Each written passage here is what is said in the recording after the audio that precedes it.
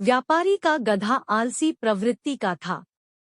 काम से बचने के लिए वह नित नए उपाय सोचता रहता था। गोदाम से दुकान तक के रास्ते में एक नदी पड़ती थी जिस पर एक छोटा पुल बना हुआ है। एक दिन नदी पर बने पुल पर चलते समय अचानक गधे का पैर फिसला और वह नदी में जा गिरा। नदी के पानी से नमक की बोरी भीग गई। जब तक व्यापारी ने गधे को पानी से निकाला तब तक बोरी में भरा बहुत सारा नमक घुल चुका था। गधा जब चलने लगा तो उसे बोरी का भार बहुत कम महसूस हुआ और वह खुश हो गया। उसने सोचा कि अपने ऊपर लगा बोझ हल्का करने का ये बहुत बढ़िया तरीका है।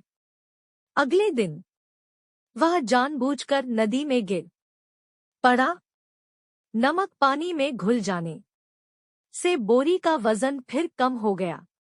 उसके बाद से वह हर रोज ऐसा ही करने लगा। रोज रोज गधे की ये हरकत देखकर व्यापारी उसकी चालाकी समझ गया। उसने गधे को सबक सिखाने का फैसला कर लिया और अगले दिन बोरी में नमक के स्थान पर रुई भरकर गधे की पीठ पर लाद दिया। रुई हल्की थी। इसके बाद भी आलसी गधे ने सोचा कि क्यों न रोज की तरह नदी के पानी में गिरकर इस वजन को डोट और कम कर लिया जाए। इसलिए वह जानबूझकर नदी में गिर पड़ा। लेकिन इस बार बोरी में नमक नहीं बल्कि रुई थी।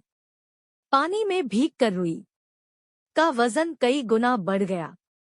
गधा जब उठकर चलने को हुआ तो इतने भारी बोझ से उसका बुरा हाल हो गया। उस दिन के बाद से उसने कभी आलस न करने का निर्णय किया।